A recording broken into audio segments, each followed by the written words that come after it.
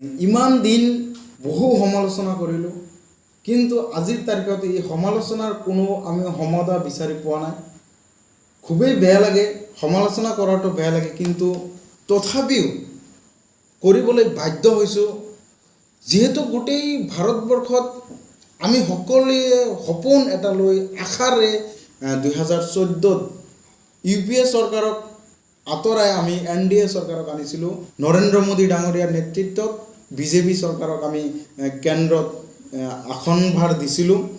সেই আসনভাৰ দিয়াৰ পিছত গাদী দখল কৰাৰ পিছত আমি সকলোৱে যৎপৰোনাস্তি যিমান চেষ্টা কৰিছোঁ, এই চেষ্টাৰ বদলত গোটেই ভাৰতবৰ্ষত BJPৰ বিজয় ধ্বজা, যিটো বিজয় নিশান, সেইটো উৰিছিল।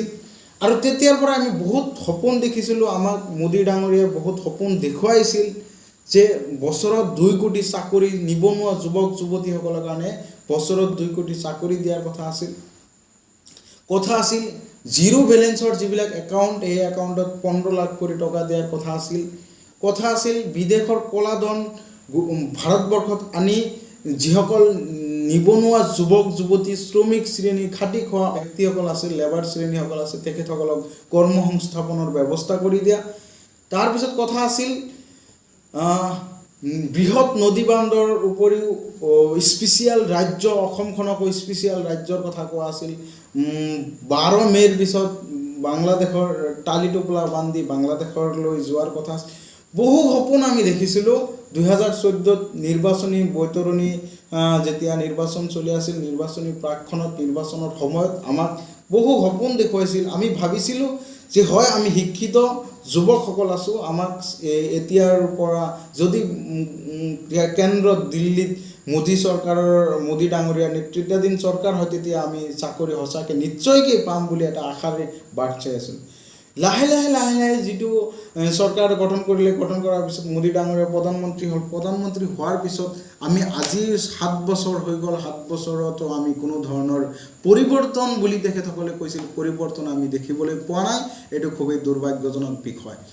আৰু বহু আশাৰে মই প্ৰথম অৱস্থাতেই কৈছোঁ, বহুত আশাৰে আমি ভোট প্ৰদান কৰিছিলোঁ, তেখেতসকলক জিকাইছিলোঁ, তেখেতক দিল্লী গাদী দখল কৰিবলৈ আমি যৎপৰোনাস্তি চেষ্টা কৰিছিলোঁ। কিন্তু অৱশেষত লাষ্টত গৈ এটা সময়ত আহি গ'ল হিন্দু মুছলমানৰ যি ৰাজনৈতিক সাম্প্ৰদায়িক হিংসা, মন্দিৰ মছজিদৰ নামত যিবিলাক কাজিয়া, এই কাজিয়া আমি দেখিবলৈ পালোঁ। কিন্তু আচলতে খুবেই দুৰ্ভাগ্যজনক। আমি কেতিয়াও ভবা নাছিলোঁ এনেকুৱা ধৰণৰ এটা গোটেই ভাৰতবৰ্ষত পৰিস্থিতিৰ সৃষ্টি হ'ব। সৰ্বসাধাৰণ ৰাইজ, এনেকুৱা এটা পৰিৱেশৰ সৃষ্টি হৈছে বৰ্তমানত। হিন্দু মুছলমানৰ লগত যি কাজিয়া, বৌদ্ধ জৈনৰ লগত যি কাজিয়া, হিন্দুৱে মুছলমানক দেখিব নোৱাৰে, মুছলমানক হিন্দুক দেখিব নোৱাৰে, মছজিদ মন্দিৰৰ নামত যি কাজিয়া, এনেকুৱা এটা পৰিৱেশৰ সৃষ্টি যেতিয়া হৈ আছে, তেতিয়া আমি সঁচাকৈ মহাত্মা গান্ধী ডাঙৰীয়া আদৰ্শ মানি আছোঁ নেকি? নেতাজী বাপুজীৰ আদৰ্শ মানি আছোঁ নেকি? বাপুজীয়ে কৈছিল, জাতিৰ পিতা মহাত্মা গান্ধী ডাঙৰীয়াই কৈছিল যে অহিংসাই পৰম ধৰ্ম, অনুকৰ মাজত ঐক্য। আমি কি সেই ধৰ্ম পালন কৰি আছোঁ নেকি? আমি এতিয়া কি পালন কৰি আছোঁ? আমি এতিয়া হিন্দুৱে হিন্দুৰ লগত, হিন্দু মুছলমানৰ লগত যি ভেদাভেদ, ধৰ্মীয় বিভাজন, এই ধৰ্মীয় বিভাজন কৰি আছোঁ আৰু কাজিয়াৰ সৃষ্টি কৰি আছোঁ। কিন্তু আচলতে এইটো হ'ব নালাগিছিল। আমি যেতিয়া 1947 চন, এতিয়া আমি ঘূৰি আহিলোঁ 1947 চন, যেতিয়া ভাৰতবৰ্ষখন ব্ৰিটিছৰ শাসনৰ পৰা যেতিয়া আমি উদ্ধাৰ কৰিছিলোঁ, আন্দোলন কৰি আমি স্বাধীনতা লাভ কৰিছিলোঁ, তেতিয়া কিন্তু মুছলমান আৰু হিন্দু আৰু বৌদ্ধ, জৈন, খ্ৰীষ্টান সকলোৱে কিন্তু সমপৰ্যায়ৰ আন্দোলন কৰিছিল। ইয়াতে কোনো এজন এটা ধৰ্মীয় পিছুৱাই যোৱা নাছিল। কিন্তু তেনেহ'লে যদি এনেকুৱা এটা পৰ্যায়ত আহিছে, তেনেহ'লে আজি কিয় এই ধৰ্মীয় বিভাজন কৰি আমাৰ জীৱনটো, আমাৰ উন্নয়নটো আমি কিয় স্তব্ধ কৰিছোঁ?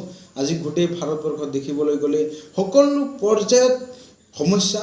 আজি এইখন চৰকাৰে ক'বলৈ গ'লে আচলতে বেয়া, কিন্তু যিহেতু গণতান্ত্ৰিকভাৱে মই ক'ব খুজিছোঁ, এইখন চৰকাৰে আমাক আচলতে উন্নয়নৰ ৰাস্তাত আমাক উন্নয়নৰ সপোন দেখুওৱা চৰকাৰে আমাক আচলতে উন্নয়নৰ পিনে লৈ গৈছে নেকি? আপোনালোকে যদি লৈ গৈছে যদি ভাবক, তেনেহ'লে ভাবক। কাৰণ গোটেই বস্তু আমি দেখিবলৈ পাইছোঁ, গোটেই অসমৰ যিবিলাক, ভাৰতৰ যিবিলাক সম্পদ, সেই সম্পদবিলাক বিদেশীৰ হাতত পুঁজিপতিৰ হাতত তুলি দি তেখেতসকলে ৰাজ কৰি আছে, কিন্তু গৰীব দুখীয়াসকলৰ কাৰণে অলপো মাত মতা দেখিবলৈ পোৱা নাই।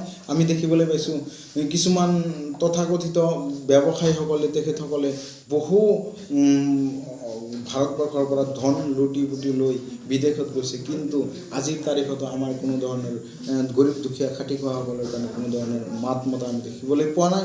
গতিকে ক'ব খুজিছোঁ গোটেই ভাৰতবৰ্ষৰ জনসাধাৰণক মই আহ্বান কৰিব খুজিছোঁ, আপোনালোকে অলপ চিন্তা ভাৱনা কৰক, আপোনালোকৰ নিজৰ বিবেকক অলপ বিবেকৰ ওপৰত আপোনালোকে অলপ হ'লেও চিন্তা কৰক। 5 মিনিট 2 মিনিট 1 মিনিট হ'লে আপোনালোকে চিন্তা কৰক যে হয় আচলতে ভাৰতবৰ্ষৰ পৰিৱেশ পৰিস্থিতি কেনেকুৱা।